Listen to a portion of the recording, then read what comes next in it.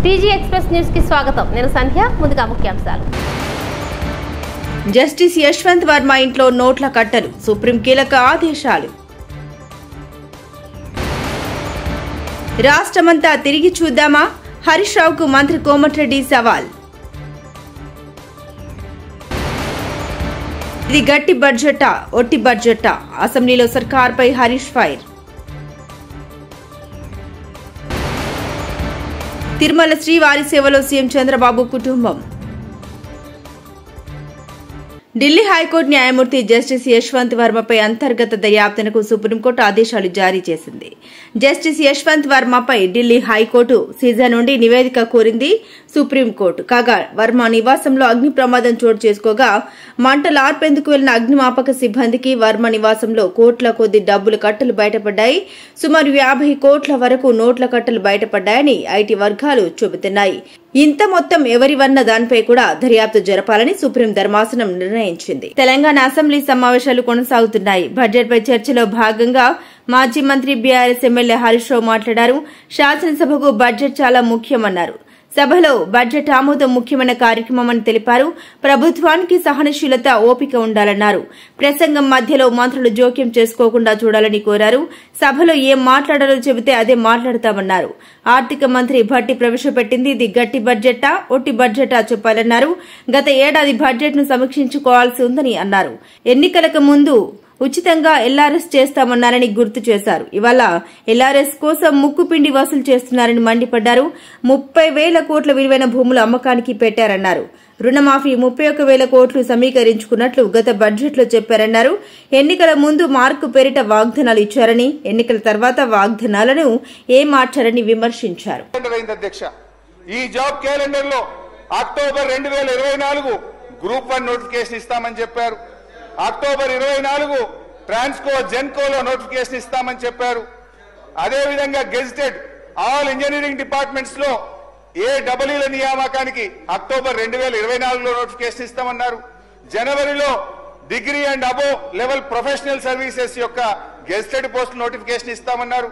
ఫిబ్రవరి 25లో second DSC ఇస్తామన్నారు. ఫిబ్రవరి 25లో forest beat officer notification ఇస్తామన్నారు. ఇంకా చాలా ఉన్నాయి. ఒక్క నోటిఫికేషన్ అని ఇచ్చిందా అధ్యక్ష? ఒక్క నోటిఫికేషన్ అని ఇచ్చారా నేను అడుగుతా ఉన్నాను అధ్యక్ష. గ్రామీణ రోడ్లు, రాష్ట్ర రహదారులకు టోల్ విధించే ఆలోచన లేదని మంత్రి కోమటిరెడ్డి వెంకటరెడ్డి తెలిపారు. ఈ మేరకు శాసనసభలో ఆయన మాట్లాడారు. భారత హయాంలో సిరిసిల్ల, సిద్దిపేట, గజ్వెల్ కి రోడ్లు వేశారని ఆయన విమర్శించారు. ఆ 3 చోట్ల రోడ్లకు చివరికి సింగరేణి నిధులు కూడా వాడారని ఆరోపించారు. రోడ్ల గురించి రాష్ట్రమంతా తిరిగి చూద్దామా అని హరీష్ రావుకు సవాల్ విసిరారు. కోమటిరెడ్డి సవాల్ను స్వీకరిస్తున్నట్లు హరీష్ రావు తెలిపారు. భారత హయాంలో ఆర్ఎండ్బి పనుల గురించి లెక్కలు తీద్దామన్నారు. ఇది రాష్ట్రం మొత్తం Panchayati Raj, village to mandal, mandal to district head quarter double roads తోని మోడల్ గా వచ్చే 3 years తర్వాత అప్పుడు మీరే రోడ్ల మీద తిరుగుతారు. మీరే చూసి అప్పుడు అర్థమవుతుంది మీకు. టోల్ ప్రసక్తే లేదు, టోల్ అనే మాటే లేదు. అధ్యక్ష, మా ప్రశాంత్ రెడ్డి గారు ఆర్ఎండ్బి శాఖ మంత్రి ఉన్నప్పుడే కేసీఆర్ గారు ఈ రాష్ట్రంలో ప్రతి మండలానికి డబుల్ రోడ్ వేశారు. ప్రతి జిల్లా కేంద్రానికి 4 లైన్ రోడ్ వేశారు అధ్యక్ష. అయితే ఈ 40% కాంట్రాక్టర్ల డబ్బు ఆర్థిక మంత్రి గారు నేను అడుగుతా ఉన్నా, ఎన్ని సంవత్సరాలు డబ్బు చెల్లిస్తారు? అంటే రేపటి ప్రభుత్వాల మీద, భవిష్యత్ తరాల మీద ఈ అప్పు భారం వేస్తారా? ఈ అప్పు ఎఫ్ఆర్బిఎం పరిధిలోకి వస్తుందా?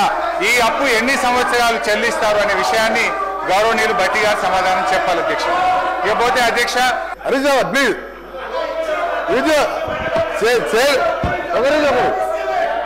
గౌరవ స్పీకర్ గారు అలాగే హరీష్ రావు గారు రిక్వెస్ట్ చేస్తున్నారు. ఒకటే నిమిషం సార్, ఎక్కువ హరీష్ రావు గారు చాలా, అంటే నేను దాన్ని ఏ లాంగ్వేజ్ చెప్పాలని చెప్పలేను. ఇంతకంటే ఇక పెద్ద జోగు ఉండదు అనుకుంటా. నేను ఒక సిరిసిల్ల, సిద్దిపేట, గజ్వెల్ ఈ 3 సింగరేణి మినరల్ సింగరేణి ద్వారా Singareni mineral fund, CSR fund, state government fund ఈ 3 కార్యదర్శులు సార్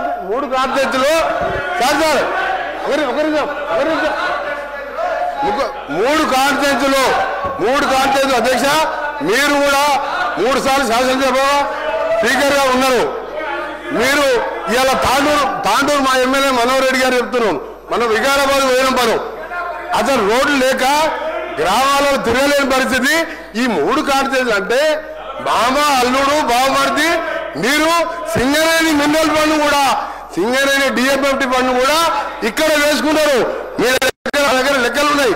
సింగరేణి ఫండ్ 3 కాన్స్టిట్యూన్సీ పక్క కూడా కొత్త ప్రభాకర్ రెడ్డి ఎంపీ కూడా ఎన్నిసార్లు అడిగినా 1 రూపాయి ఇవ్వాలి ఆయనకు రోడ్డు.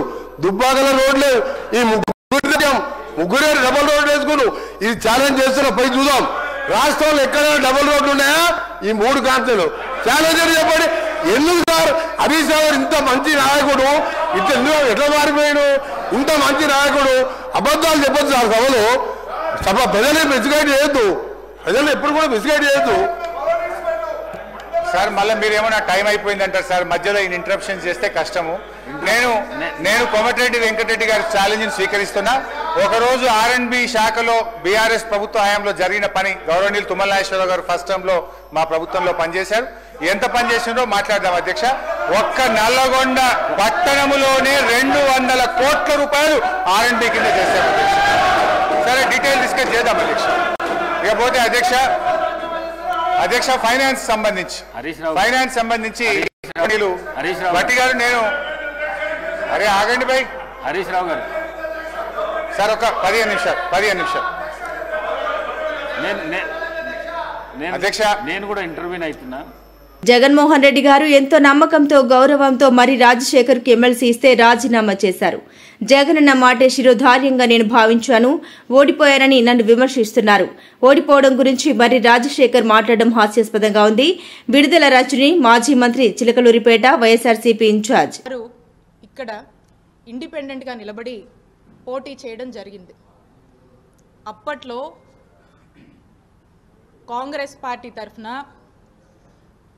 ఆ దివంగత మహానేత డాక్టర్ వైఎస్ రాజశేఖర్ రెడ్డి గారు చిలకలూరుపేటకి ఎన్నికల క్యాంపెయిన్కి వచ్చి కాంగ్రెస్ పార్టీ ఉన్నటువంటి హస్తం గుర్తుకు కాకుండా ఇక్కడ ఇండిపెండెంట్గా పోటీ చేస్తున్నటువంటి మరి రాజశేఖర్ గారికే ఓటేయమని ఇక్కడున్నటువంటి ప్రజల్ని ఆ దివంగత మహానేత వైఎస్ రాజశేఖర్ రెడ్డి గారు కోరడం జరిగింది. అప్పుడు ఆ ఎన్నికల్లో ఇండిపెండెంట్గా నిలబడ్డటువంటి మరి రాజశేఖర్ గారు 2004లో ఎమ్మెల్యేగా గెలిచారు. ఒక్కసారి ఆలోచన చేయండి. పార్టీని, పార్టీ సింబల్ని కాదని ఆ దివంగత నేత వైఎస్ రాజశేఖర్ రెడ్డి గారు మరి రాజశేఖర్ గారికి ఏ విధమైనటువంటి గౌరవాన్ని ఇచ్చారు, ఏ విధంగా మద్దతుగా నిలిచారు, వారు ఎమ్మెల్యేగా అవడానికి కారకులయ్యారు అనేటి విషయాన్ని నేను గుర్తు చేస్తున్నాను. ఆ తర్వాత 2009లో మరి రాజశేఖర్ గారికి ఇక్కడ చిలకలూరుపేట నియోజకవర్గంలో కాంగ్రెస్ పార్టీ తరఫున పోటీ చేసేటువంటి అవకాశం వారికి దక్కింది. 2009లో అన్ఫార్చునేట్లీ కాంగ్రెస్ పార్టీకి అధికారంలోకి వచ్చింది. ఇక్కడ మరి రాజశేఖర్ గారు ఓడిపోవడం జరిగింది. అయినప్పటికీ వారి గౌరవానికి ఎక్కడ కూడా తగ్గింపు అనేది జరగలేదు. ఆ తర్వాత ఆ దివంగత మహానేత డాక్టర్ వైఎస్ రాజశేఖర్ రెడ్డి గారి మరణం తర్వాత మా నాయకుడు జగన్మోహన్ రెడ్డి గారు వైఎస్ఆర్ కాంగ్రెస్ పార్టీ పెట్టి మరి ఆ వైఎస్ఆర్ కాంగ్రెస్ పార్టీలోకి మరి రాజశేఖర్ గారు కూడా రావటము, తమతో జగన్మోహన్ రెడ్డి గారితో జర్నీ చేయడం. అసెంబ్లీలో బీజేపీ వాళ్లు కాంగ్రెస్ ను విమర్శిస్తున్నారు. కానీ భట్టి విక్రమార్క మాత్రం కేంద్ర ప్రభుత్వం మా తెలంగాణకు రావాల్సిన నిధులు ఎందుకు ఇవ్వడం లేదని ఒక విమర్శ కూడా చేయడం లేదు. అక్బరుద్దీన్ ఓవైసీ तो उसमें एक लफ्ज भी उन्होंने गवर्नमेंट ऑफ इंडिया के नाइंसाफी, इनजस्टिस और जो हमारा तेलंगाना का हक है उसको जो नहीं दे रहे हैं उसके ऊपर कुछ भी नहीं बोले. So I'll tell you, I'll give the details. So వర్గీకరణపై చర్చ పెట్టమని కోరితే ప్రభుత్వం పెడచెవిన పెట్టింది. ఈ ప్రభుత్వ వైఖరిని వైఎస్ఆర్సీపీ తప్పుపడుతుంది. షెడ్యూల్ కులాల్లో ఉన్న అందరికీ మేలు జరగాలని, న్యాయం జరగాలని మేం డిమాండ్ చేస్తున్నాం.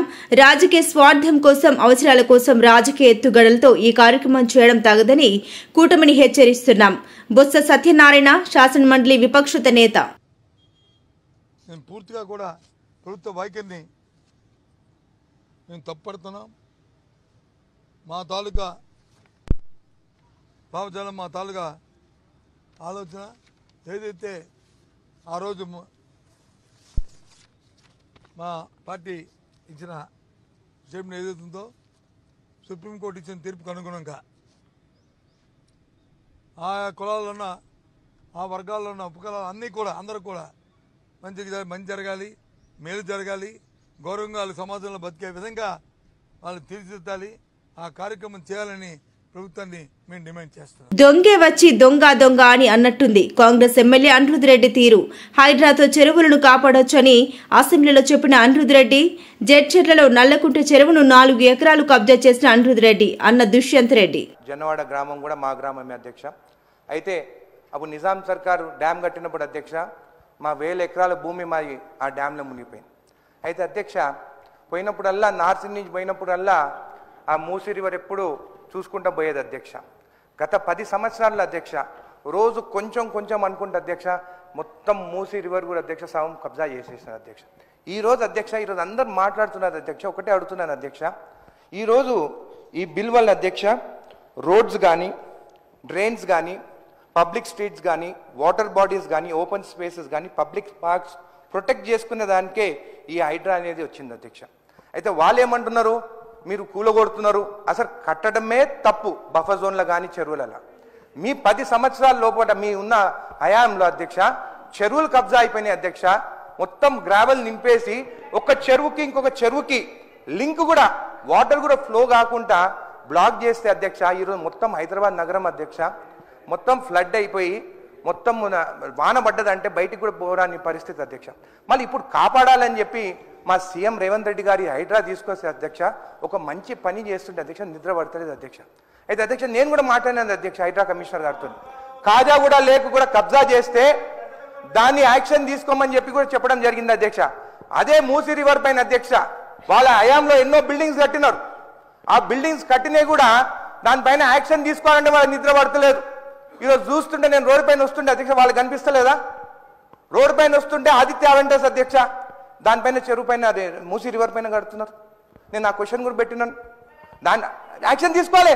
మీ హయాంలో తప్పు చేసిండు కాబట్టే ఇవన్నీ వచ్చినాయి. మా వీటిపైన యాక్షన్ తీసుకోవాలని చెప్తున్నాను నేను. ఇదే కాకుండా అధ్యక్ష ఇంతకుముందు జ్యుడిషియరీ సిస్టమ్ గురించి మాట్లాడినారు. సుప్రీంకోర్టు ఆర్డర్ ఇస్తే మీరు వినరాని అధ్యక్ష. జ్యుడిషియరీ సిస్టమ్ పైన మాకు నమ్మకం ఉన్నది, మేము అందరం ఒబే చేస్తాం అధ్యక్ష. వాళ్ళ 10 ఏళ్ల కాలంలో జ్యుడిషియల్ సిస్టమ్ పైన నేను అది కూడా అప్లికేషన్ పెట్టినాను. ఏపీ ముఖ్యమంత్రి చంద్రబాబు తిరుమల శ్రీవారిని దర్శించుకున్నారు. మనవడి నారా దేవాంశ జన్మదినాన్ని పురస్కరించుకుని కుటుంబ సభ్యులతో కలిసి శ్రీవారి సేవలో పాల్గొన్నారు. అంతకుముందు సీఎం చంద్రబాబుకు ఆలయ మహాద్వారం వద్ద తితిదే చైర్మన్ బీఆర్ నాయుడు అర్చకులు లాంఛనంగా స్వాగతం పలికారు. దర్శనం అనంతరం రంగనాయకుల మండపంలో వేద పండితులు ఆశీర్వచనాలు అందించారు. తీర్థ ప్రసాదాలు, స్వామివారి చిత్రపటాన్ని అందించారు. అనంతరం తరిగొండ వెంగమాంబ సత్రంలో దేవాంశ్ పేరుతో అన్నదానం నిర్వహించారు. చంద్రబాబు కుటుంబ సభ్యులు ప్రసాదాలు వడ్డించారు.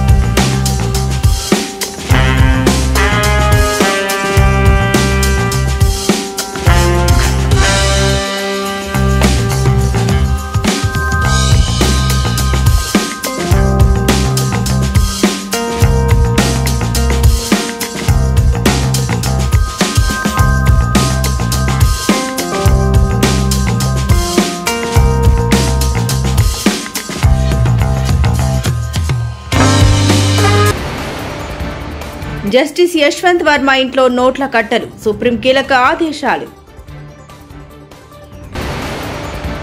రాష్ట్రమంతా తిరిగి చూద్దామా? హరీష్ రావుకు మంత్రి కోమటిరెడ్డి సవాల్. ఇది గట్టి బడ్జెటా, ఒట్టి బడ్జెటా? అసెంబ్లీలో సర్కార్పై హరీష్ ఫైర్.